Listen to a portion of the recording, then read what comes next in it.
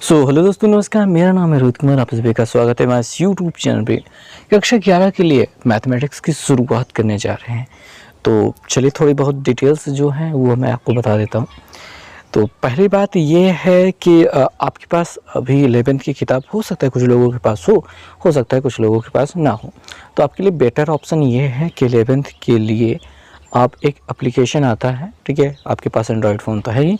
Application आप Google play store पर जाइए, वहाँ से आप NCERT बुक्स जब लिखेंगे तो एप्लीकेशन आपको मिल जाएगी। ढेर सारे एप्लीकेशन मिल जाएंगे, कोई सा भी एक एप्लीकेशन उठा लीजिए।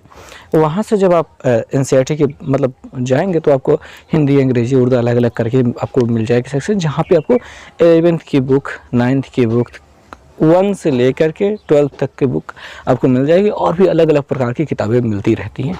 हर एक एप्लीकेशन में कई कई चीज़ें हैं, तो आप वहाँ से जा कर के डाउनलोड कर सकते हैं।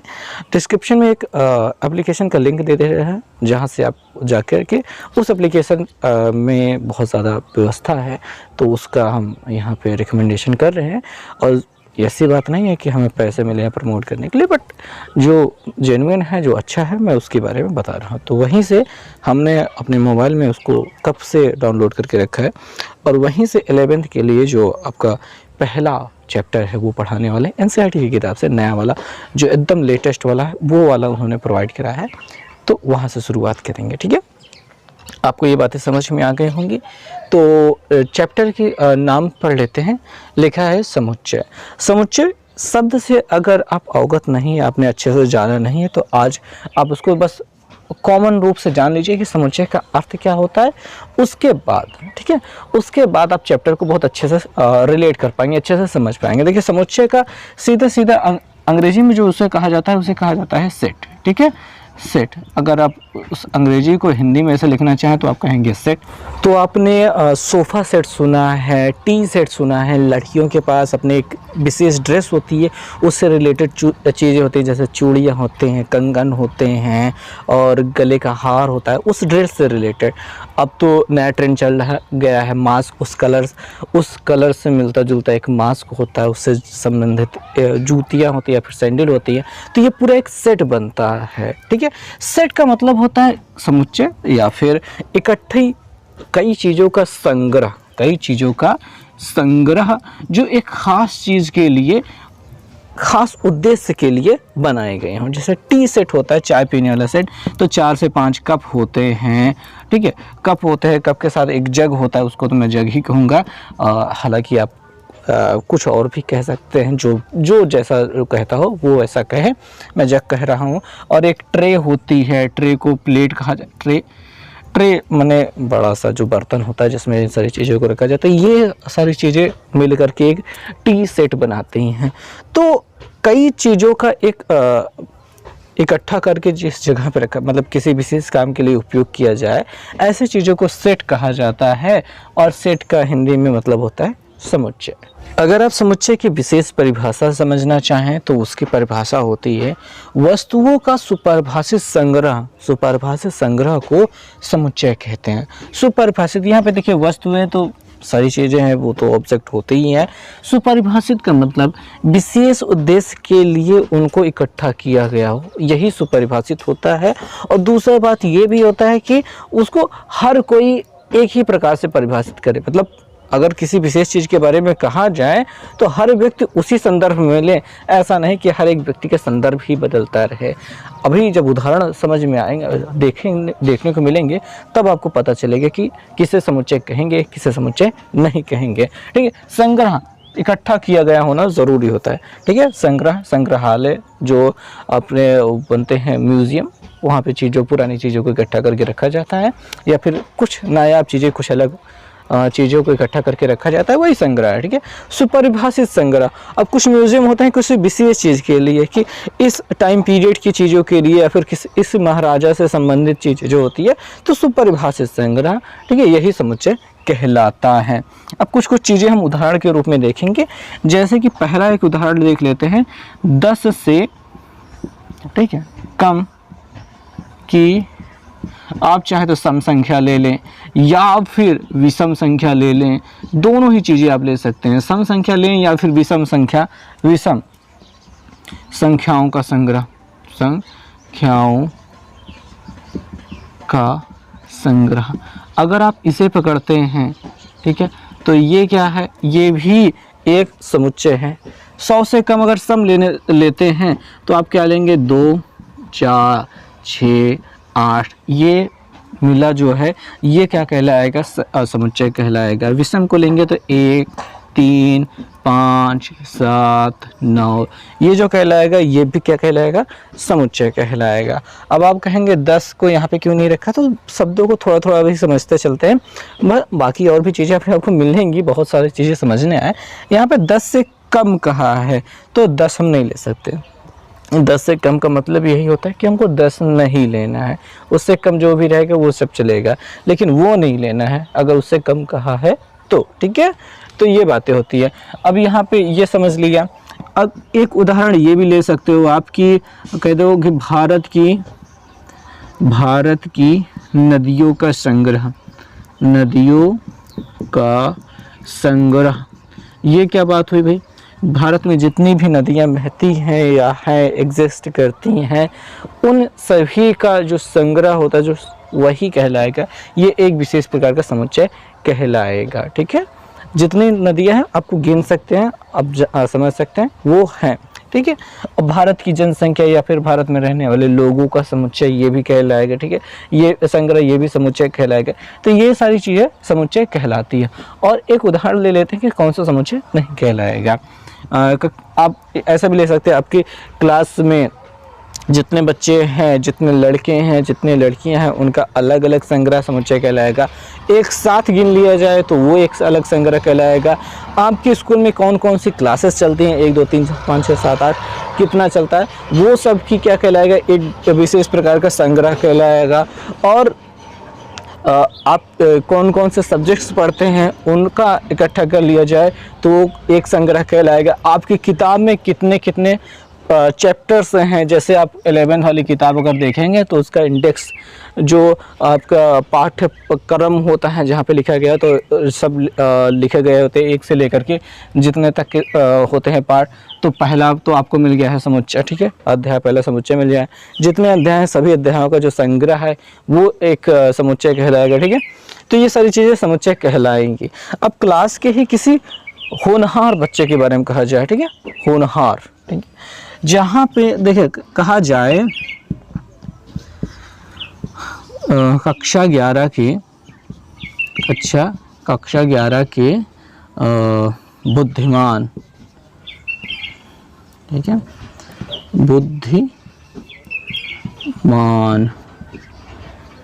बच्चों का संग्रह, बच्चों या फिर छात्रों या फिर विद्यार्थियों, कुछ भी आप लिख लीजिए, सॉरी यहाँ पे गलत लिख दिया, बच्चों का संग्रह। अब ये जो चीज़ है अभी तक तो ये संग्रह है, ठीक है, ये समुच्चय हैं, ठीक है, समुच्चय हैं। कक्षा 11 के बुद्धिमान बच्चों का संग्रह या विद्यार्थियों का संग्रह अगर कहा जाए तो क्या ये समुच्चय होगा। तो भी एक छोटी सी बात जो समझाएंगे आपको समझ में आ जाएगी और आप जान जाएंगे कि किसको समुच्चय कहेंगे, किसको समुच्चय नहीं कहेंगे। जहाँ पे बुद्धिमान या फिर बहुत अच्छा या फिर खूबसूरत, ब्यूटीफुल ऐसा कुछ कहा जाए, वहाँ पे समुच्चय नहीं बन सकता। क्यों नहीं बन सकता, कारण समझिए। कक्षा 11 के जो भी बच्चे हैं, आपके क्लास में कितने टीचर पढ़ाते हैं, जितने चैप्टर है, जितने आपके पास किताबें हैं, हर एक किताबों को पढ़ाने के लिए अलग अलग टीचर है, हर एक सब्जेक्ट के अलग अलग टीचर है। हर एक टीचर किसी एक जैसे पहला टीचर किसी एक बच्चे को सबसे बुद्धिमान मानता है, दूसरा जो टीचर आएगा उसको बुद्धिमान मान सकता है या फिर नहीं भी मान सकता है। मान लीजिए वो भी इसको बुद्धिमान माने, लेकिन तीसरा ज़रूरी नहीं है कि उसको बुद्धिमान माने। हो सकता है मान लें कि कोई दूसरा व्यक्ति है जिसको ये ज़्यादा बुद्धिमान मानते हैं, ठीक है। और कोई टीचर तो ऐसा भी होता है जो कहता है कि यार तुम सब गधे हो, तुम सब के सब गधे हो, एक को बुद्धिमान नहीं हो। तो ये भी बातें होती है, प्रेफरेंस बदल जाता है। अगर आप किसी और व्यक्ति से किसी इस संग्रह के बारे में पूछें, अगर हर एक व्यक्ति को लिस्ट बनाने के लिए कहा जाए, आपकी क्लास में ही सभी बच्चों को कह दिया जाए कि अपनी क्लास में जो भी बुद्धिमान बच्चे हैं उन सभी का क्या कहते हैं, लिस्ट बनाइए, जो भी आपको लगता है बुद्धिमान है। तो आप क्या करेंगे, सबसे पहला काम, अगर आपने अपना नाम सबसे ऊपर नहीं लिखा तो सबसे बड़े बेवकूफ़ तो आप ही हो, ठीक है। और अगर हर बच्चा अपना नाम ऊपर लिखता है तो इसका मतलब वो बुद्धिमान है। हर एक व्यक्ति को देखते हुए बुद्धिमान होने की जो परिभाषा है वो बदलती जा रही है। और ऐसे में ये भी हो सकता है कि कुछ 10 लोग किसी एक बच्चे को अपनी लिस्ट में रखें और आगे की जो 10 लोग हैं उसको रखें ही ना लिस्ट में, कह दें कि वो बेवकूफ़ है, गधा है, पागल है? तो जहाँ पे दो व्यक्ति किसी एक चीज़ को जस्टिफाई ना करें या इस चीज़ को ना कह सकें कि ये चीज़ है, हमेशा कायम रहेगी, तो वहाँ पे समुच्चय नहीं बन पाएगा। जैसे किसी बच्चे को बुद्धिमान कहना हर एक के बस की बात नहीं होती, या फिर हर एक व्यक्ति नहीं कहना चाहेगा या फिर नहीं कहना चाहता है। तो इस प्रकार से ये जो समुच्चय बनेगा ये एक संग्रह, ये मतलब ये जो संग्रह है वो एक समुच्चय नहीं होगा। अब 10 से कम की सम संख्याओं का अगर संग्रह बनाने को कहा जाए तो हर एक व्यक्ति जिसको पढ़ना आता है गणित, ठीक है, ऐसा नहीं कि जिसको पढ़ना ही नहीं आता उसको भी यहाँ पे घुसा लोगे, उसको पहले सिखाओगे, समझाओगे तो वो यही कहेगा, ठीक है। और विषम संख्याओं का अगर संग्रह बनाने को कहोगे तो यही कहेगा। अपने क्लास में हर एक बच्चे को अगर आप संग्रह बनाने को कहोगे तो यही बनाएगा, इसमें तो कोई डाउट नहीं है, इसमें कोई गलती नहीं होने वाली है। और भारत की नदियों का संग्रह जब बनाने को कहा जाएगा तो पहले वो नदियों के नाम खोजेगा, लिखेगा। तो अगर उसकी लिस्ट में कुछ नाम कम रह गया तो उसको मार भी पड़ेगी, भैया पूरे नाम करके आओ, इतनी नदियां हैं तुमने कम क्यों किया है। तो हर एक स्थिति में आप इन इसका जो संग्रह बना रहे हैं ये समुच्चय बनेगा, हर एक व्यक्ति एक जैसा नाम लिखेगा। और बात रही यहाँ पे बुद्धिमान लिखने की, कोई टीचर किसी को मार भी नहीं सकता कि आपने उसको बुद्धिमान क्यों नहीं कहा, मैं तो उसे बुद्धिमान मानता हूँ। तो आपके मानने ना मानने से कोई फ़र्क नहीं पड़ता मेरी सोच में, मैं उसको बुद्धिमान ना मानूँ मेरी मर्जी है, ठीक है, मैं अपने आप को बुद्धिमान मानता हूँ। तो जहाँ पे बुद्धिमान, सुंदर या फिर ऐसे कोई वर्ड आए, ऐसे कोई शब्द आए तो आप कह देंगे कि यहाँ पे समुच्चय नहीं है, क्योंकि आपकी जो प्रश्नावली 1.1 है उसमें आपसे सबसे पहले यही पूछा गया है कि कुछ ऐसे शब्द जैसे ये लिखा है हमने, ऐसा दे दिया गया है और उसके बारे में कहा गया है कि बताइए समुच्चय है कि नहीं है। तो जहाँ पे ऐसी कुछ व्यवस्था हो रही है जहाँ पे हर एक व्यक्ति एक जैसा उत्तर देने के लिए सक्षम है तो वहाँ पे समुच्चय होगा। और जहाँ पे इस वाले मामले में जहाँ पे उत्तर अलग अलग होने की संभावना है वहाँ पे समुच्चय नहीं होगा। सो आप यहाँ पे कुछ लिस्ट देख सकते हैं और ये आपकी किताब में दिया गया है, वहीं से हमने इस लिस्ट को उठाया है। आपको इसको याद बिल्कुल नहीं करना है, आपको बस इसको देख लेना है। सबसे पहले कैपिटल एन से दिखाया गया है, कहा गया है प्राकृतिक संख्याओं का समुच्चय। मैं सिंपल छोटी सी बात में आपको बता दूं कि प्राकृतिक संख्याएं यानी नेचुरल नंबर एन से रिप्रेजेंट किया जाता है। कैपिटल एन से जो हमने समुच्चय मतलब जब इनको बताया था कक्षा 9 और 10 में, तभी आपको इसके साथ के अंक को भी जो अंग्रेजी में अक्षर रिप्रेजेंट किया जाता है जिनसे, उसके बारे में बताया था। तो एन प्राकृतिक संख्याओं के समुच्चय को रिप्रेजेंट करता है और डब्ल्यू पूर्ण संख्याओं को रिप्रेजेंट करता है। यहाँ पे पूर्ण संख्याओं को दिया नहीं गया है। जेड या फिर आई इंटीजर के रूप में आप पूर्णांकों का समुच्चय देख सकते हैं। क्यू परमीय संख्याओं का समुच्चय है, आर वास्तविक संख्याओं का समुच्चय है। जेड प्लस कर देंगे तो धन पूर्णांकों का समुच्चय, जेड माइनस कर देंगे तो ऋण पूर्णांकों का समुच्चय है। क्यू प्लस कर देंगे तो धन परमीय संख्याओं का समुच्चय है, क्यू माइनस कर देंगे तो धन ऋण अपरमीय संख्याओं का समुच्चय हो जाएगा। और आर प्लस, यहाँ पे जो प्लस प्लस दिया जाएगा उसके साथ में माइनस कर देंगे तो ऋण वाला संबंधित हो जाएगा। और यहाँ पे आर प्लस दिया गया तो धन वास्तविक संख्याओं का समुच्चय, तो आर माइनस अगर कर दिया जाए तो ऋण वास्तविक संख्याओं का समुच्चय, ऐसा कुछ हो जाएगा। तो बात आपने समझा, इतना सब कुछ जो है आपकी किताब में भी ये चीज़ें दी गई, इनको याद बिल्कुल भी नहीं करना है, ठीक है, याद बिल्कुल भी नहीं करना है। ये आपकी किताब में है, आपने एक बार इसको पढ़ लिया है और बस आपको पता रहना चाहिए कि ऐसा भी कुछ होता है। देखिए, आपको केवल एक चीज़ याद कर लेना चाहिए कि प्राकृतिक संख्याएं एन से रिप्रेजेंट की जाती हैं। तो एन क्या है? प्राकृतिक संख्या का समुच्चय है। और जेड से पूर्णांकों के समुच्चय को रिप्रेजेंट किया जाता है, जेड या फिर आई। आई से इसलिए कह रहे हैं क्योंकि इंटीजर आई से होता है, इसलिए आई हम कह दे रहे हैं। या फिर यहाँ पे जेड दिया गया है तो आप जेड याद कर लीजिए। अब आप कहेंगे कि किसको हम ही मानेंगे, तो आपको यहाँ पे जेड दिया गया है, जेड ही मानिए, क्योंकि मतलब इसमें कोई बड़ी बात नहीं है, सब कुछ सरल सा सामान्य सा है, ऐसा कुछ मुश्किल बात नहीं है, ठीक है, कि आपको यहाँ पे बहुत ज़्यादा कंफ्यूज होने की ज़रूरत है। जेड यानी कि पूर्णांकों का समुच्चय है। दोस्तों प्रश्नावली अगर 1.1 पे चलते हैं तो जो पहला प्रश्न है आप उनको देखिए कि कहा गया कि निम्न में से कौन से समुच्चय हैं, अपने उत्तर का औचित्य भी बताइए। ठीक है, इसके बारे में मतलब पहले तो आपको बताना है कि ये समुच्चय है कि नहीं है, अगर है तो क्यों है और नहीं है तो क्यों नहीं है, ऐसा भी आपको बताना है। तो जे पहला प्रश्न है, जे से प्रारंभ होने वाले वर्ष के महीनों का संग्रह। जे से प्रारंभ होने वाले वर्ष के महीनों का संग्रह ये समुच्चय है कि नहीं है। जिन्होंने जनवरी फरवरी पढ़ी है वो बिल्कुल आराम से बता सकते हैं कि जे से प्रारंभ होने वाले जो महीने हैं जे फॉर जनवरी होगा, जनवरी फरवरी मार्च अप्रैल मई, मई के बाद जून आ जाएगा, जून के बाद जुलाई आ जाएगा, अगस्त सितंबर अक्टूबर नवंबर दिसंबर। तो यहाँ पे 3 महीने ऐसे मिल जा रहे हैं, जनवरी जून और जुलाई। जो 3 महीने मिल रहे हैं ये जे से शुरू होने वाले हैं और इनको हम गिन सकते हैं, हर कोई गिन सकता है और यही बताएगा जिसकी वजह से ये समुच्चय है। तो आपको लिखना है ये समुच्चय है, नीचे लिख देना है यही महीनों के नाम लिख देना है और बस हो गया बात काम खत्म। ठीक है, औचित्य के बात यही है। ठीक है, दूसरा प्रश्न देखेंगे कि भारत के 10 सबसे अधिक प्रतिभाशाली लेखकों का संग्रह। तो यहाँ पे बात आ जाती है सबसे अधिक प्रतिभाशाली 10, भारत के 10 सबसे अधिक प्रतिभाशाली, तो यहाँ पे संग्रह होगा कि नहीं होगा। तो भाई बात इतनी सिंपल सी है कि जो व्यक्ति लेखकों के बारे में जानता है वो अपने हिसाब से लिस्ट बनाएगा, जो नहीं जानता है वो कहेगा हम जानना नहीं कि लेखक कौन कौन होते हैं, लेखक चीज़ क्या होती है, तो वो कंफ्यूज है। दो लोगों का यहाँ पे संग्रह ही बिल्कुल अलग अलग हो जा रहा है। या फिर जो जानते भी वो भी जो लिस्ट बनाएंगे वो कैसे कैसे लिस्ट बनाएंगे, किसी एक व्यक्ति बहुत अच्छे अच्छे लेखकों को रखेगा उसके हिसाब से, दूसरा व्यक्ति जो कम जानता है उनका नाम ही नहीं जानता, जो इसके जो लिस्ट में है उनका अगर ये व्यक्ति नाम ही नहीं जानता तो नाम कैसे लिख पाएगा।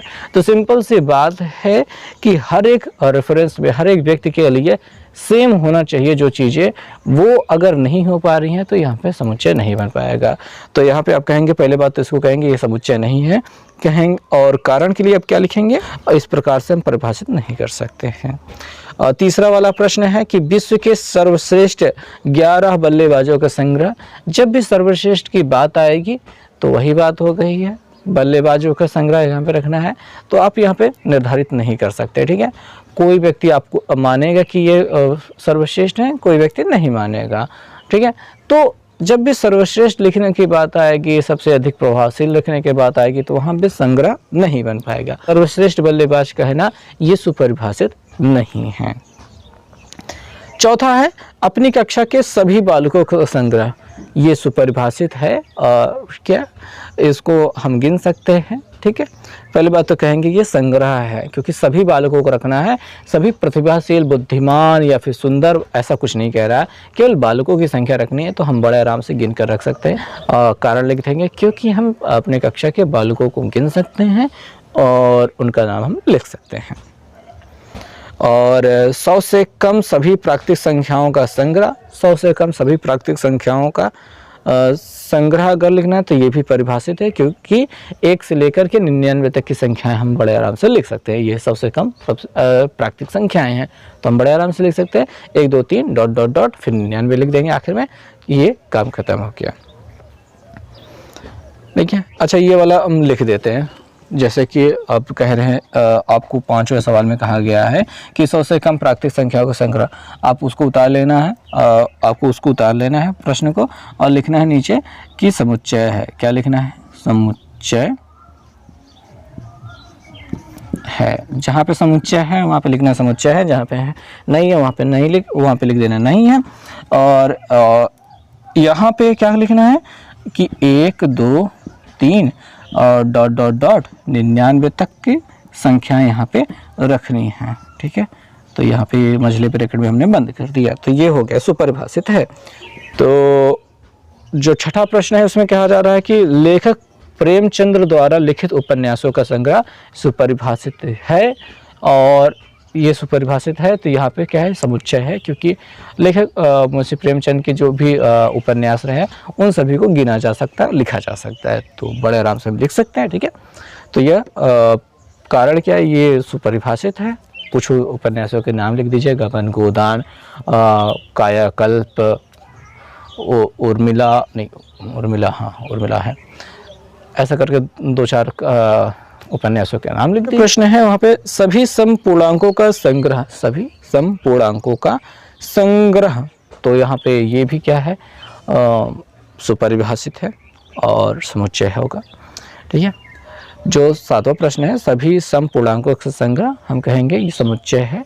समुच्चय होने का अर्थ ये है कि समपूर्णांकों का अगर बात की जाएगी तो समपूर्णांक क्या होते हैं, समपूर्णांक आपको 2, 4, 6, ठीक है, डॉट डॉट डॉट आगे की ओर बढ़ते जाएंगे, इधर की ओर -2 वाला भी रखा जा सकता है। ठीक है, और डॉट डॉट डॉट आगे की ओर बढ़ते चले जाइए, ये जो मिलेगा ये सुपरिभाषित है।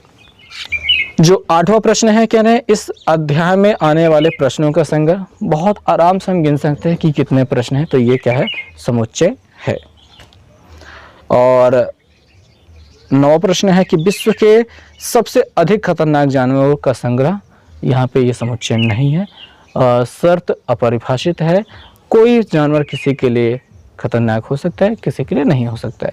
जैसे मेरे लिए बिच्छू खतरनाक है क्योंकि उसका डंक मुझे बहुत ज़्यादा चढ़ता है, आप में से ही कोई एक व्यक्ति होगा जिसको बिच्छू से कोई डर ही नहीं लगता है, उसके लिए वो खतरनाक नहीं है। तो ऐसी बातें हो गई। तो आपने समझ लिया कि कौन सा समुच्चय होता है, कौन सा समुच्चय नहीं होता है, कौन सा कारण सही है, कौन सा कारण सही नहीं, मतलब किस कारण की वजह से कोई समुच्चय है, कोई समुच्चय नहीं है। सो दोस्तों, अब जिस बात को आपको समझना है वो है ये वाला चिन्ह। ये वाला चिन्ह ई के जैसा ही बनता है और किताब में आप देखेंगे तो बड़ा प्यारा बनता है, और हमने इतना ज़्यादा अच्छा बनाया नहीं है इसको ये यूनानी शब्द है, मतलब यूनानी शब्दकोश से आया है, इसको एप्सिलॉन कहा जाता है। ठीक है, एप्सिलॉन आप उसको लिखने वाले नहीं है, इसका सीधा सीधा मतलब क्या होता है कि अवयव है, इसको कहा जाता है अवयव है। ए एप्सिलॉन ए लिखा गया है, यानी कि ये जो अक्षर ए है इस समुच्चय, ये जो है ये एक सेट है। जो भी सेट या समुच्चय होते हैं उनको कैपिटल लेटर से रिप्रेजेंट किया जाता है अमूमन, और उनको मझले ब्रैकेट में बंद करके रखा जाता है। और उनके जो अवयव होते हैं, अवयव का मतलब एलिमेंट का मतलब जो उस सेट के अंतर्गत आते हैं जो चीज़ें, जैसे ABCD हमने यहाँ पे अक्षर लिख दिया, ठीक है, और अपने ब्रैकेट बंद कर दिया। तो ये क्या है, एक प्रकार का पूरा सेट है। इस सेट का जो नाम है वो है कैपिटल ए, इसीलिए ए बराबर इतना लिखा गया है। और इस सेट में ए मौजूद है कि नहीं है, बिल्कुल ये मौजूद है। तो ए क्या है, एक अवयव है। क्या है, अवयव, एक अवयव है, तो इसको एलिमेंट कहा जाता है। ए एलिमेंट ऑफ ए, यानी ए सेट ए का समुच्चय ए का अवयव है। ठीक है, तो यहाँ पे इसको इस प्रकार से रिप्रेजेंट किया जाता है, कहा जाता है कि ए एलिमेंट ऑफ ए, ऐसा कहा जाए। अगर ये इसमें नहीं होता, जैसे कि हम देख रहे हैं कि इसमें ई नहीं दिखाई दे रहा है, तो हम कहेंगे कि ई का अवयव नहीं है। ठीक है, बात समझ में आई। तो ई क्या है, सेट ए का अवयव नहीं है। जब एलिमेंट है तो हम ऐसे दिखा देंगे, और एलिमेंट उसका नहीं है तो हम काट डालेंगे। सो दोस्तों, साधारण सी बात है। बस प्रश्न में क्या है, कहा गया है कि मान लीजिए ए बराबर ए है और रिक्त स्थानों पर प्रतीक ये वाला चिन्ह या फिर ये वाला चिन्ह भर दीजिए। बस इतनी सिंपल सी बात है। सेट को देख लेते हैं। सेट में क्या है, सेट का नाम है ए और सभी जगह ए लिखा है, तो उसमें ज़्यादा कुछ सोचने की बात नहीं है। हम और सेट के अंदर, समुच्चय के अंदर 1 2 3 4 5 6 दिखाई दे रहा है। बहुत सी सरल सी बात है। अब यहाँ पे अगर वो उसका अवयव है तो हमको ये भर देना है, अवयव नहीं है तो अगला वाला हिस्सा भर देना है। ठीक है, अब 5 ए का अवयव है कि नहीं, तो इसको देखने के लिए हम क्या करेंगे, इसमें देखेंगे 5 है, दिखाई दे रहा है, बिल्कुल है।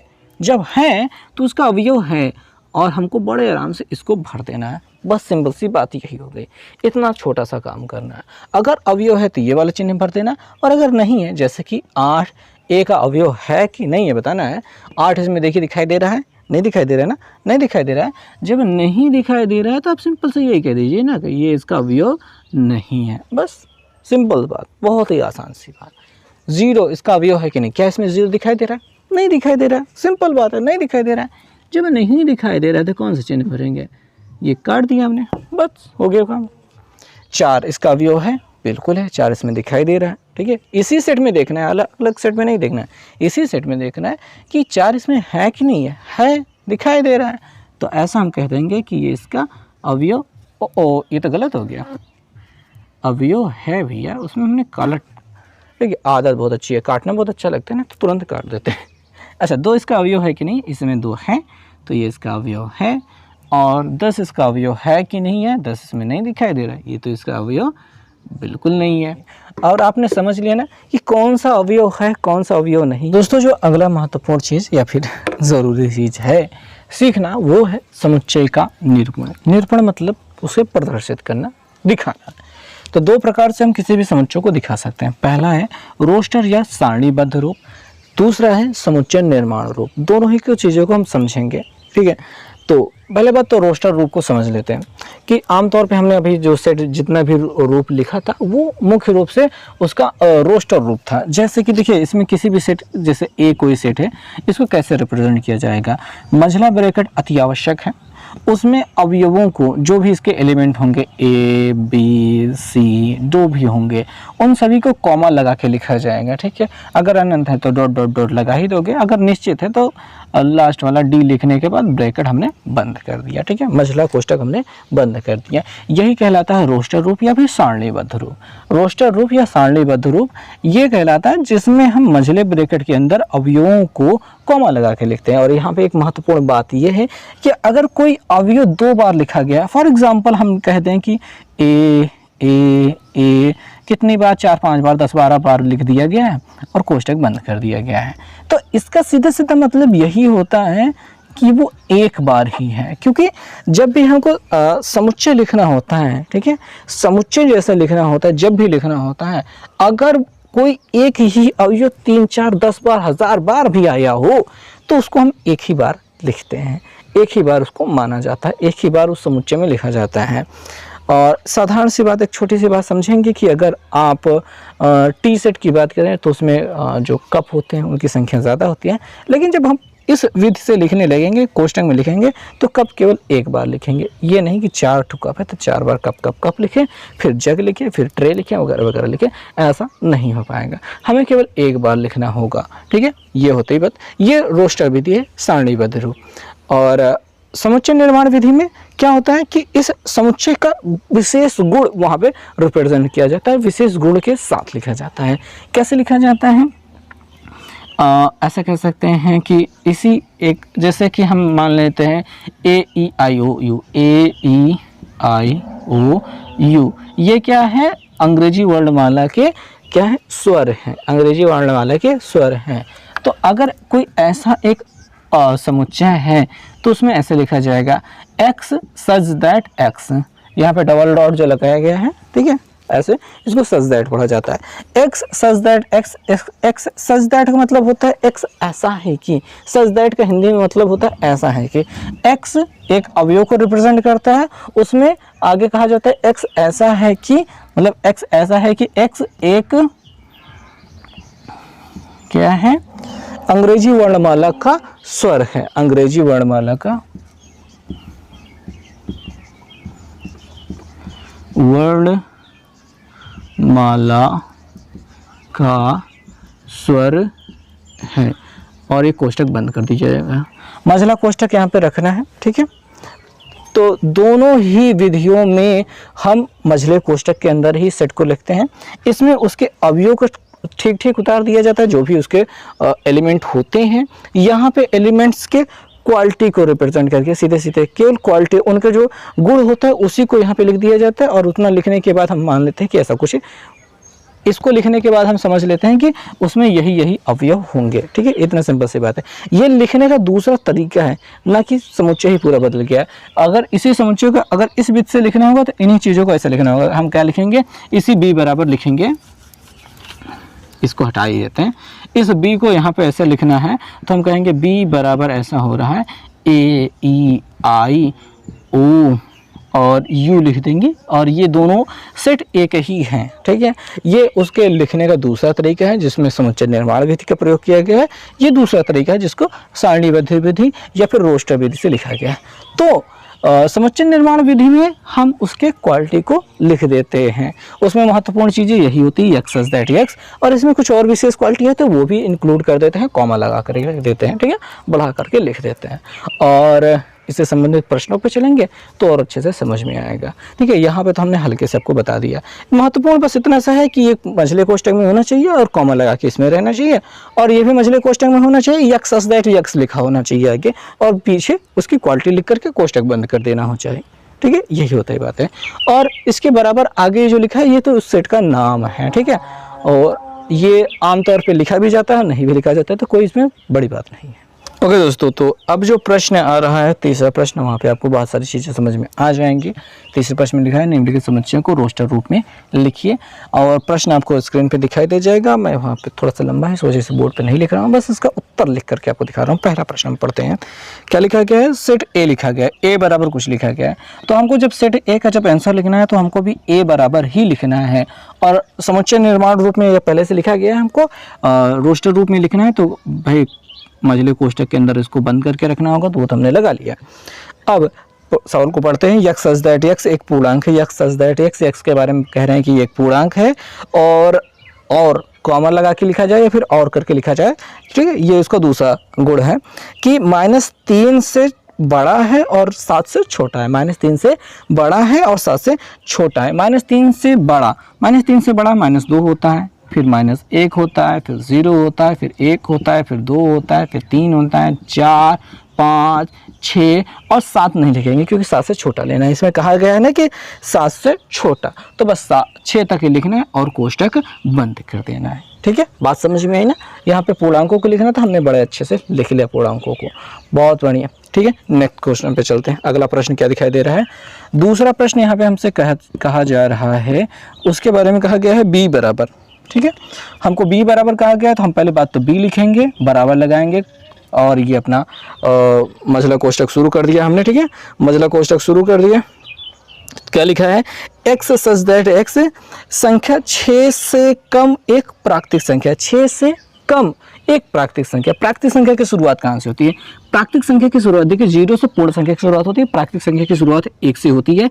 1, 2, 3, 4, 5, 6 से कम लेना है। 6 से कम प्राकृतिक संख्या कह रहा है, इसलिए प्राकृतिक संख्या लिखना शुरू किया, और कह रहा है कि 6 से कम है, तो 6 से कम तक ही लेना है, 5 तक ही लेना है, 6 को भी इसमें नहीं लिखना है। 6 से कम कह रहा है तो 6 को भी नहीं लेना है। ये हो गई बात खत्म। ठीक है, प्राकृतिक संख्या कहा गया, प्राकृतिक संख्या हमने शुरू की 1, 2, 3, 4, 5, 6, 7, 8 ऐसे पूरा लिखते चले जा सकते थे, लेकिन 6 से कम कह रहा है तो 6 नहीं लिखा, 5 तक लिख दिया, काम खत्म हो गया। तीसरा प्रश्न, तीसरा प्रश्न क्या कह रहा है? तीसरे प्रश्न में कहा जा रहा है सी, जो सेट है, सेट का नाम है सी, और हमको रोस्टर रूप में लिखना है, तो हमने मझले ब्रैकेट बना लिए। क्या कहा गया? यक्स सच दैट यक्स 2 अंकों की ऐसी प्राकृतिक संख्या, 2 अंकों की ऐसी प्राकृतिक संख्या। 2 अंकों की प्राकृतिक संख्या शुरू कहाँ से होती है? 10 से शुरू होती है। उससे पहले तो 1 अंक वाली ही रहती है। 10 के बाद 11, 12, 13, 14, 15, 16, 17 कहाँ तक जाएगी? 99 तक जाएगी। लास्ट कितना होगा? 99 तक जाएगा। इन सभी को यहाँ पे नहीं रख रहे हैं क्योंकि अभी उसमें कुछ और आते हैं। ठीक है, तो 2 अंकों की ऐसी प्राकृतिक संख्या जिनके अंकों का योगफल 8 हो, जिनके अंकों को जोड़ने पर क्या हो? 8 मिल रहा हो, ऐसी संख्या हमको बतानी है। तो 10 में तो 1 और 0 जोड़ने पर 8 नहीं हो रहा, तो छोड़ते हैं। 11, 12, 13, 14, 15, 16, 17, 17 लेंगे तो 1 और 7 मिलकर क्या हो जाएगा? आपको अंकों को जोड़ने पर 8 मिल जाएगा। 8 ही तो चाहिए ना, 8 मिल जाएगा। उसके बाद 18, 19, 20, 21, 22, 23 और 24, यहाँ पे अगर हम देखेंगे तो 26 मिल जाएगा। ठीक है, 26 मिल जाएगा। 26 के बाद क्या मिल जाएगा? हम ऐसे ध्यान से देखते जाओ भाई, गिनती आप देखते जाओ, गिनते चले जाओगे तो यही तो मिलेगा, इससे ज़्यादा तो कुछ मिलने वाला नहीं। 26 के बाद यहाँ पे अगर ये 3 हो जाएगा, 3 के बाद इसमें से कम हो जाएगा 5, 35 हो जाएगा।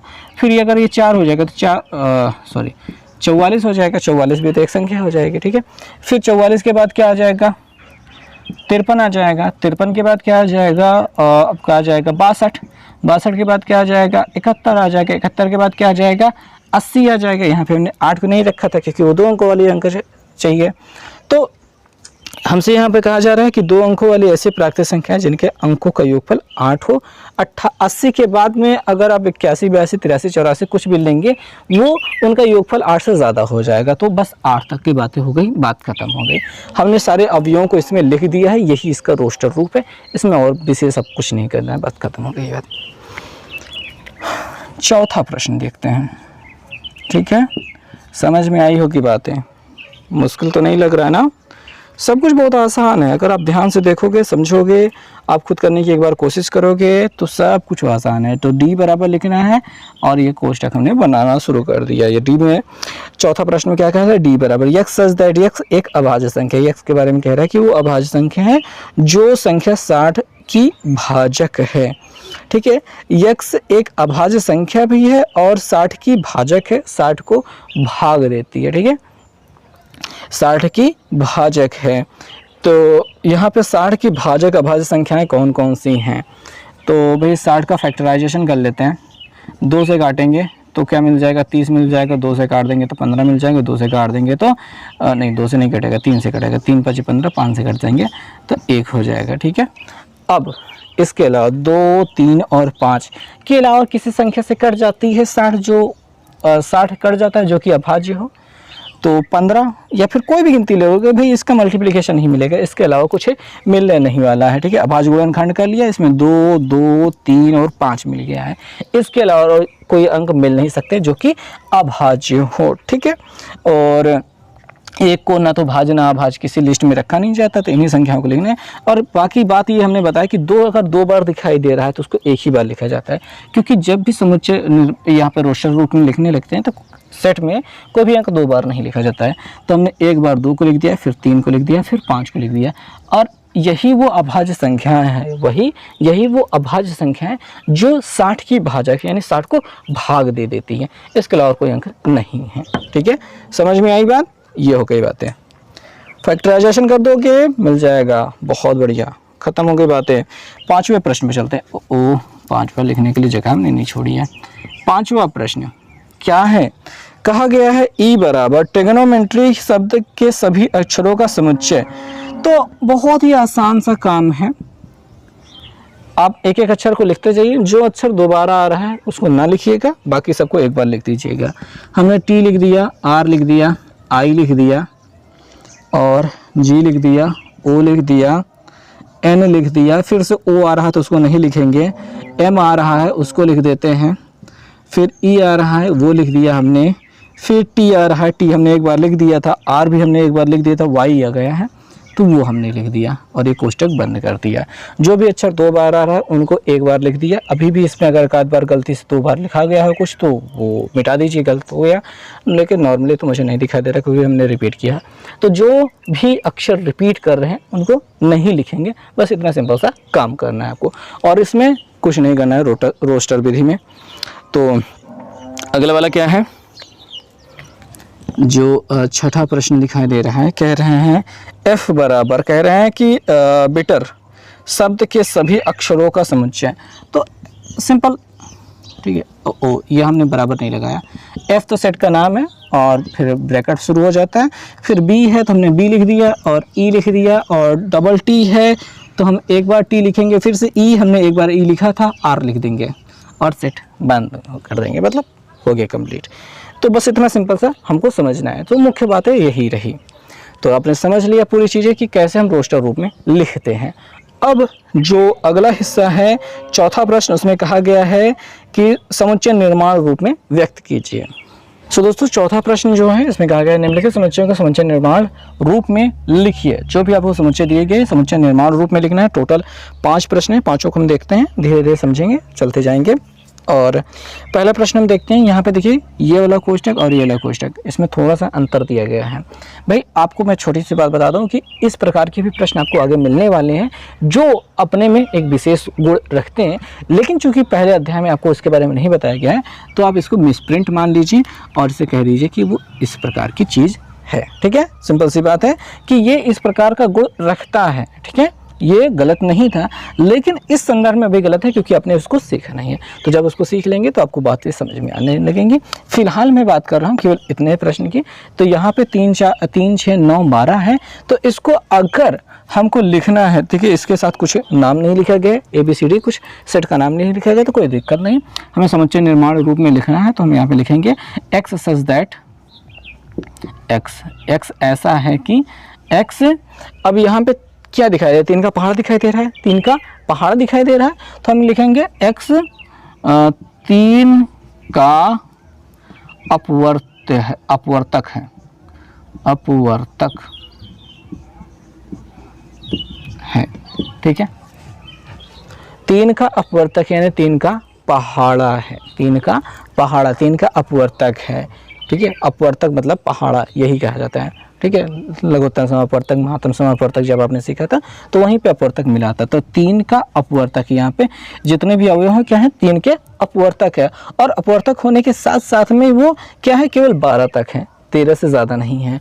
तो यहाँ पे कॉमा लगा के लिख देंगे x लेस देन, ठीक है, लेस देन इक्वल, यहाँ पे 12 लिख देंगे, ठीक है। ऐसा भी लिख सकते हैं कि वो 12 से बराबर भी है और 12 से छोटा भी है, 12 के बराबर है, 12 से छोटा भी है। तो ऐसे में कोष्टक बंद हो गया। यहाँ पे इसका मतलब समझेंगे, ठीक, कि यहाँ पे जितने भी अवयव आ रहे हैं क्या है, वो 3 के अपवर्तक हैं, लेकिन वो जो अपवर्तक, वो जो अवयव हैं वो क्या है, 12 तक ही है, 12 से ज़्यादा नहीं है। तो हमको इसको लिखने का तरीका समझना होगा कि 12 तक सीमित रखना है, कि x की हर एक जो भी यहाँ पे अवयव है उन सभी का मान या तो 12 के बराबर है या 12 से छोटा है।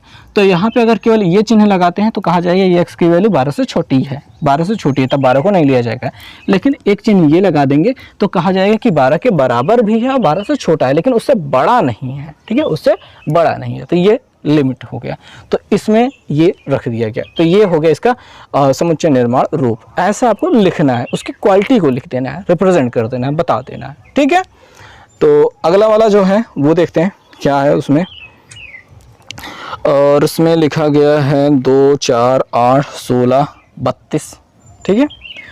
तो यहाँ पे आपकी 2 दुनिया 4, 4 दुनिया 8, 8 दुनिया 16, 16 दुनिया 32 यहाँ पे घात रूप में लेके जा रहे हैं।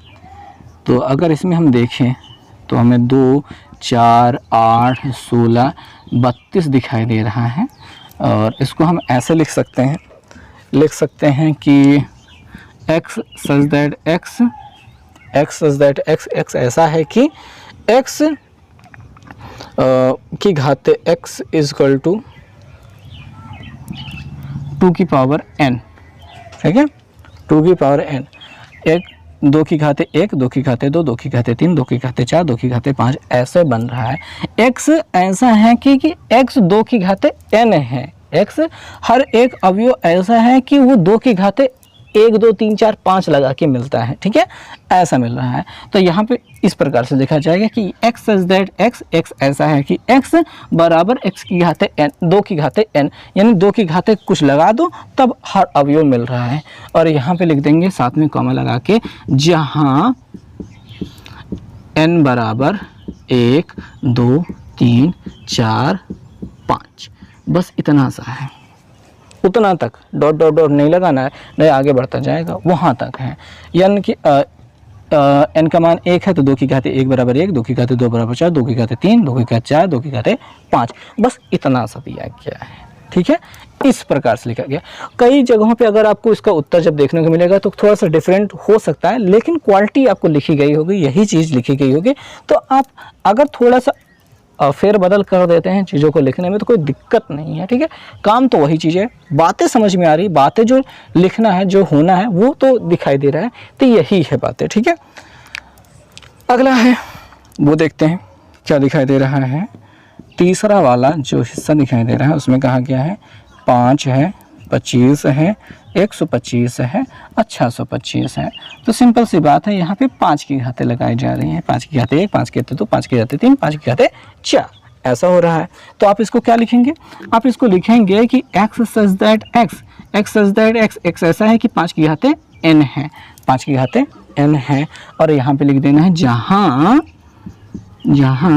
n बराबर आपका केवल 1, 2, 3 और 4 हो रहा है, 5 भी यहाँ पे नहीं हो रहा है, ठीक है, 5 भी नहीं हो रहा है, केवल 4 तक की गिनतियों का यहाँ पे प्रयोग किया। पहले 1 प्रयोग किया, 2, 3 और 4 प्रयोग किया गया, यही आपके सेट में आया है। Okay, perfect. तो चौथे प्रश्न पे चलते हैं, वो देखते हैं। चौथा प्रश्न क्या कहता है भाई, चौथा प्रश्न कहता है कि यहाँ पे हमने इसका कलर चेंज कर दिया, 2, 4, 6 डॉट डॉट डॉट लगा है, कोष्टक बंद कर दिया, बराबर की ओर चलते हैं। यहाँ पे 2 का पहाड़ा लिख रहा है, ठीक है, 2 के पहाड़ लिख रहे हैं बस, और या फिर हम कह सकते हैं सम संख्याएं लिख रहे हैं, ठीक ठीक है। सम संख्या में धन समपूर्णांक हो रहा है। देखिए धन भी है, धनात्मक संख्याएं भी हैं, सम संख्याएं भी हैं और पूर्णांक भी है। हम 2 के अपूर्णांक भी लिख सकते हैं, सम संख्याएं भी लिख सकते हैं। यहाँ पे ये सम संख्याएं नहीं जा रही, यहाँ पे सम संख्याएं लिख सकते हैं तो सम संख्याएं भी लिख लेते हैं। यही यहाँ पे लिख लेते हैं एक्स सच दैट एक्स क्या है, एक धनात्मक सम पूर्णांक है, ऐसा लिख देंगे, ठीक है। और यहाँ पे लिमिटेशन नहीं दी है, अनंत की ओर आगे बढ़ता चला गया है।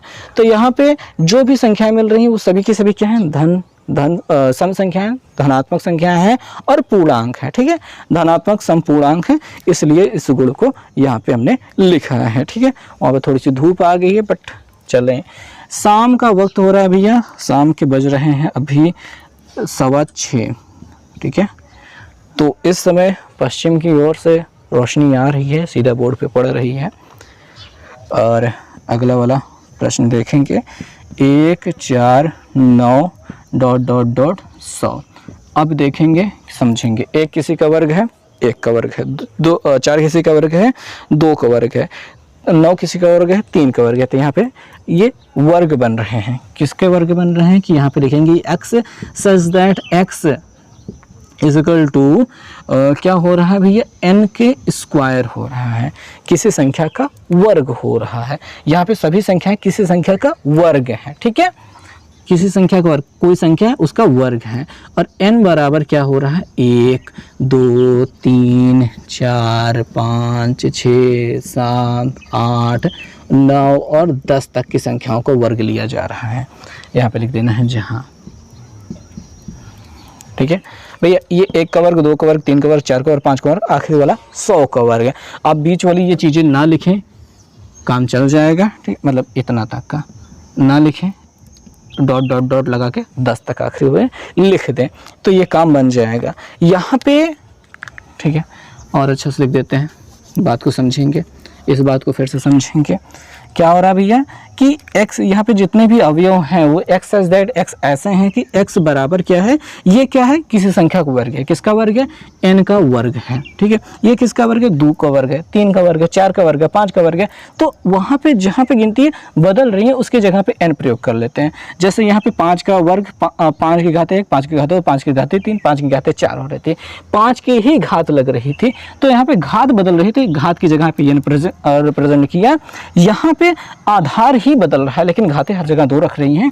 तो आधार जो है पे n था उसकी जगह, मतलब जहाँ पे गिनती हम बार बार बदल रही है उसकी जगह पे n हमने रख दिया है और लिख दिया है जहाँ जो हमारा n बराबर क्या हो रहा है, वो क्या हो रहा है, वो 1 2 3 हो रहा है, डॉट 10 तक जा रहा है, 10 तक जा रहा है, ठीक है। तो ये बन गया इसका समुच्चय निर्माण रूप। तो आई होप आपको पूरी तरीके से बात समझ में आई होगी। सो दोस्तों, जो 5वां प्रश्न है उसमें कहा गया है कि निम्नलिखित समुच्चय के सभी अवयवों को यानी कि सदस्यों को सूचीबद्ध कीजिए, यानी कि सूची यानी कि रोस्टर रूप में लिखिए, ठीक है। यहाँ पे गंदी राइटिंग में लिख दी हमने, पर ठीक है, हमने सवालों को नहीं उतारा है, बस इसके उत्तर को लिखने वाले हैं। पहला प्रश्न हम देखते हैं और आप देख रहे हैं कि यहाँ पे x a equal to x such that x एक विषम प्राकृतिक संख्या है। x सच देखिए तो a बराबर लिखा है तो हम a बराबर तो लिखेंगे ही। x सच दैट x क्या है, एक विषम प्राकृतिक संख्या। विषम प्राकृतिक संख्या कहाँ से शुरू होती है, विषम प्राकृतिक संख्या 1 से शुरू होती है, 1 2 3 4 5 6 7 8 9 आगे चलते चले जाइए। लेकिन विषम प्राकृतिक संख्या लेते हैं तो एक क्या है, विषम संख्या 1 3 5 7, बस भैया डॉट लगा दो। 3 ही डॉट लगाना, ज़्यादा डॉट लगाने की आवश्यकता नहीं है, 3 डॉट में काम पर्याप्त हो जाता है। और यहाँ पे कोष्टक बंद कर दो, ठीक है। 3 डॉट लगाने में काम काफ़ी हो जाता है कि यानी कि डॉट का मतलब आगे की ओर बढ़ते चले जाइए, सभी धनात्मक की ओर जा रहे हैं, ठीक है। तो यहाँ पे एक विषम प्राकृतिक संख्या भी लेनी, प्राकृतिक होना मतलब धनात्मक होना, ऋणात्मक वाला यहाँ पे नहीं रखना है, ठीक है। तो प्राकृतिक मतलब धनात्मक वाला रखना होगा। तो अगला दूसरा प्रश्न जो है वो हम देखते हैं। दूसरा प्रश्न क्या देख रहे हैं, b बराबर दिया गया तो हमने b बराबर लिख दिया और कोष्टक लगा दिया।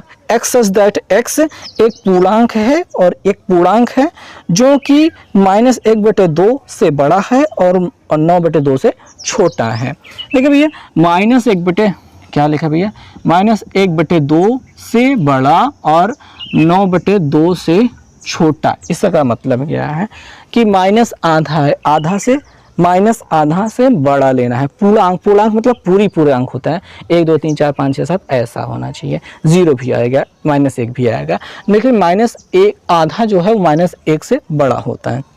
तो इससे बड़ी गिनती जो पूर्णांक मिलेगी वो मिलेगी आपको 0 मिलेगी, ठीक है। फिर 1 मिल जाएगी, फिर 2 मिल जाएगी, फिर 3 मिल जाएगी, फिर 4 मिल जाएगी। लेकिन यहाँ पे देखेंगे 9/2, 9 का मतलब 9/2 का मतलब 9 को अगर 2 से भाग करोगे तो 2 चौके 8 बचेगा 1.0, 2 पंचे 10 हो गया, काम खत्म हो गया। तो यहाँ पे 4.5, 4.5 दिया गया है, तो 4.5 से कम तक लेना है, 4.5 से ज़्यादा नहीं जाना। 4.5 से ज़्यादा जाएंगे तो 5 ज़्यादा हो जाएगा, लेकिन 4.5 से कम 4 तक यहाँ पे सीमित है, ठीक है। इनके अंकों के बीच की गिनतियां हमको रखनी है। अगर आप संख्या रेखा पे देखेंगे तो यही अंक आएंगे जो इनके बीच में आएंगे, और साथ में पूर्णांक होने चाहिए। ऐसे नहीं कि वो अपरिमेय संख्या बटे वाली कोई भी गिनती है सब लिखते चले जाइए, ऐसा नहीं रखना है, हमको पूर्णांक रखना है, और पूर्णांक केवल यही होते हैं, ठीक है, पूरे अंक होते हैं। तो ये हो गई बातें खत्म। तीसरा प्रश्न देखेंगे। तीसरा प्रश्न देख रहे हैं, सी बराबर दिया गया है, सी बराबर दिया गया है x सच दैट x क्या हो रहा है कि एक पूर्णांक है, x square less than 4 less than equal 4। x क्या है, जो है एक पूर्णांक संख्या, ठीक है, सभी पूर्णांक संख्याएं हैं, और जो x स्क्वायर है वो 4 से छोटा है, x का वर्ग 4 से छोटा या 4 के बराबर। तो सभी पूर्णांक को लिखते हैं, ठीक है, 0 1 2 3 4, और यहाँ पे -1 -2 -3। अब यहाँ पे हम ये चीज़ों को देखते हैं कि यहाँ पे क्या है, सभी के सभी क्या है, पूर्णांक है। ये सभी के सभी क्या है, पूर्णांक हैं, ठीक है। डॉट डॉट डॉट लगा देंगे तो आगे की ओर बढ़ते जाएंगे। लेकिन इन संख्याओं का वर्ग, इन संख्याओं के वर्ग 4 से ज़्यादा नहीं होना चाहिए, 4 से ज़्यादा नहीं होना चाहिए, 4 के बराबर होना चाहिए। अब देखेंगे भैया, 2 का वर्ग करेंगे, 2 का वर्ग 4 हो गया, 3 का वर्ग 9 हो जाता है। 3 यहाँ पे 3 और 4 को नहीं लेना है। जिन संख्याओं का वर्ग 4 या 4 से बड़ा हो, मतलब 4 से बड़ा हो जाएगा, उनको यहाँ पे नहीं लेना है। 4 के बराबर तक का है तब तक तो ले लेना है, ठीक है। तो 2 हो गया, 2 का वर्ग 4 होता है वो ले लेना है, 1 का वर्ग 1 होता है वो भी लेना है, 0 का वर्ग 0 होता है वो भी लेना है, -1 का वर्ग 1 होता है, ठीक है, वो भी लेना है। और यहाँ पे -3 को नहीं लेना है, -2 को ले सकते हैं, क्योंकि -2 का वर्ग क्या होता है, +4 होता है, तो वो भी लेना है क्योंकि ये भी पूर्णांक है। तो ये हो गया इसका रोस्टर रूप, ठीक है। यहाँ पे समझाने में थोड़ा सा हमने मिस्टेक कर दी है, बट आप बात को समझेंगे कि हमको यहाँ पे अवयव रखना है, पूर्णांक रखना है, ठीक है। पूर्णांक मतलब 1 2 3 4, 0 भी, -1 2 3 4 भी, और इनमें उन्हीं संख्याओं को रखना है जिनका वर्ग 4 के बराबर हो या फिर 4 से छोटा हो। 4 से ज़्यादा हो जाए तो नहीं रखना है। जैसे यहाँ पे हमने 3 या 3 के बाद वाली गिनतियाँ नहीं रखी, क्योंकि 3 का वर्ग 9 हो जाता है जो कि 4 से बड़ा हो गया, तो उनको नहीं रखना है, उनसे छोटा ही रखना है। तो 2 का वर्ग 4 होता है, तो 4 तक तो ये कहा था, तो वहाँ तक रख लिया। ऐसे ही ऋणात्मक संख्याओं में आ जाएंगे, उनका भी वर्ग तो उतना ही होता है ना, तो इनको भी रख लिया। तो ये हो गया आपका उत्तर इस प्रश्न के लिए। चौथा प्रश्न आते हैं, इसमें देखते हैं क्या कहा गया है। डी बराबर कहा गया है, डी बराबर क्या कहा गया है कि आपको कहा गया है x such that x LOYAL loyal शब्द का एक अक्षर है। तो इसमें इसको क्या करना है, हमको रोस्टर रूप में लिखना है, ठीक है, सूचीबद्ध रूप में लिखना है। तो LOL में जो भी अक्षर आएंगे हमको उनको लिख देना है, बस LO लिख लिया, YA लिख लिया, L नहीं लिखना है क्योंकि हमने एक बार L को प्रयोग कर लिया है, ठीक है, दोबारा नहीं लिख सकते हैं, क्योंकि ये वही बस इतनी छोटी सी बात ही सीखना है कि सूचीबद्ध या फिर रोस्टर रूप में जब भी लिखना है तो कोई भी अक्षर 2 बार ना आए। तो पांचवा प्रश्न देखते हैं। पांचवा प्रश्न में क्या दिखाई दे रहा है कि ई बराबर दिखाई दे रहा है। उसमें कहा गया है कि ऐसा लिस्ट बनाइए कि x सच दैट x वर्ष का एक ऐसा महीना है जिसमें 31 दिन नहीं होते हैं, ठीक है। 31 दिन जिनमें होते हैं उनको नहीं रखना है, ठीक है।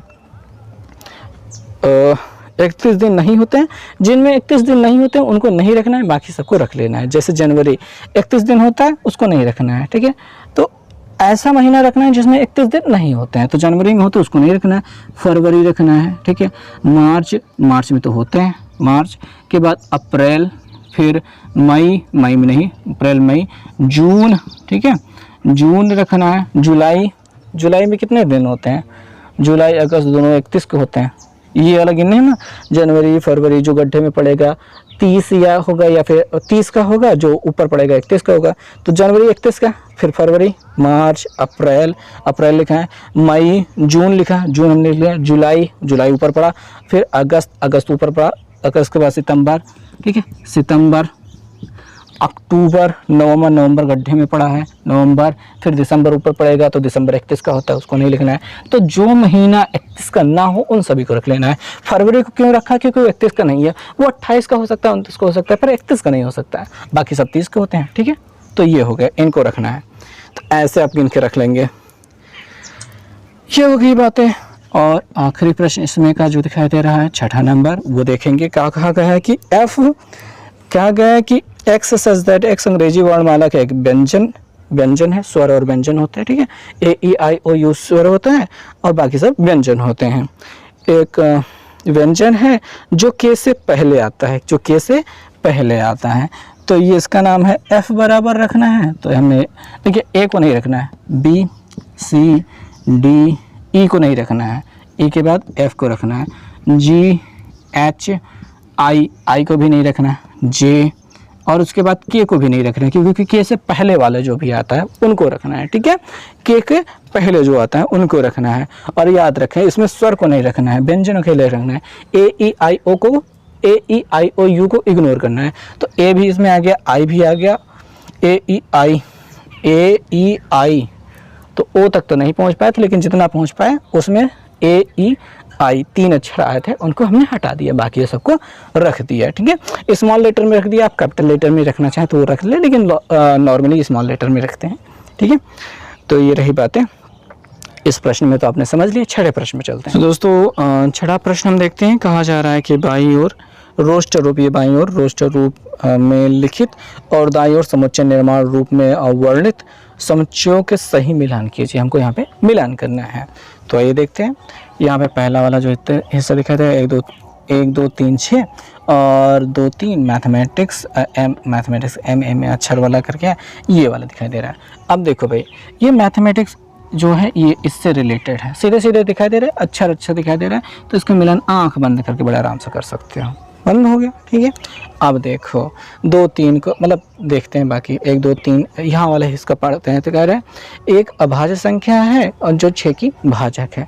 तो अभाज्य संख्या लेनी है 6 की भाजक। अब देखिए 6 की भाजक, 6 का फैक्टराइजेशन करेंगे तो 2 और 3 मिलेगा। 2 और 3 किस में दिखाई दे रहा है, ए। ये अभाज्य संख्या भी है और 6 की भाजक भी है, तो ये इससे मिलेगा, ठीक है, ये इससे मिलेगा, मिल गया। अब 1 2 3 4 5 6 दिखाई दे रहा है। यहाँ पे दिखाई दे रहा है कि संख्या 10, यहाँ 16 नहीं लिखा है, ये 10 लिखा है। इस यक्स सच दैट यक्स संख्या 10 से कम एक विषम प्राकृतिक संख्या, विषम भी हो, प्राकृतिक संख्या हो और साथ में 10 से कम हो। तो यहाँ पे 2 और 6 तो सम हो गए, तो ये इससे तो नहीं मिलने वाला। इससे मिलाओगे तो 1 3 5 7 9 ये सब एक प्राकृतिक संख्याएं भी हैं, विषम भी हैं, तो और 10 से कम भी हैं, तो ये इससे मिल जाएगा। और लास्ट वाला बिना सोचे इससे मिला दो, लास्ट वाला कि एक प्राकृतिक संख्या लेने और 6 की भाजक है, तो 6 की भाजक, ठीक है। तो 6 को भाजक, यहाँ पे अभाज्य संख्या नहीं लेनी है, जैसे कि यहाँ पे देखेंगे तो अभाज्य संख्या कह रहा है और यहाँ पे प्राकृतिक संख्या कह रहा है, और 6 की भाजक कह रहा है, 6 की भाजक कह रहा है। तो 6 को जो काट सकता है और उसमें केवल अभाज्य संख्याएं हो तो 2 और 3 है, और प्राकृतिक संख्याएं 1 2 3 4 5 6 तक होती हैं। अब उसमें 1 भी 6 को काट लेता है, 2 भी काट लेता है, 3 भी काट देता है, 4 नहीं काट पाता, 5 नहीं काट पाता, लेकिन 6 काट पाता है। तो ये सभी संख्याएं काट रहती हैं, तो इससे मिल गए, ठीक है, समझ में आ गया। तो इसी के साथ ये पूरी प्रश्नावली समाप्त होती है। इससे जो विशेष, इसके बारे में जो विशेष जानकारी थी वो भी हमने पूरी तरीके से आपको दे दी है। आई होप आपको वीडियो पूरी तरीके से समझ में आया होगा, मज़ेदार लगा होगा, बातें समझ में आई होंगी। तो ठीक है, बढ़ते हैं अब अगले वीडियो में अगले प्रश्नावली को लेकर आए हैं। तब तक के लिए बहुत बहुत धन्यवाद।